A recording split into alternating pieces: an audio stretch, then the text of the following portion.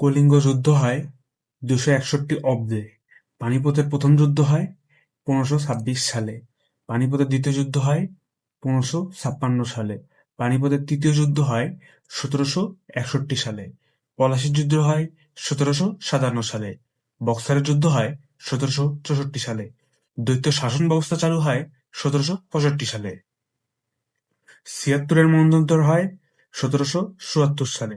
চিরস্থায়ী বন্দোবস্ত প্রথা 1793 সালে। ট্রাফালগার যুদ্ধ হয় 1805 সালে। ওয়াটারলু যুদ্ধ হয় 1815 সালে। সতীদাহ প্রথা উচ্ছেদ হয় 1829 সালে। বিধবা বিবাহ চালু হয় 1856 সালে। সিপাহী বিদ্রোহ হয় 1757 সালে। নীল বিদ্রোহের অবসান ঘটে 1863 সালে।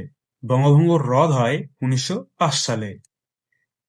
বঙ্গভঙ্গ হয় 1905 সালে, কিন্তু বঙ্গভঙ্গ রদ হয় 1911 সালে। মুসলিম লীগ গঠিত হয় 1906 সালে।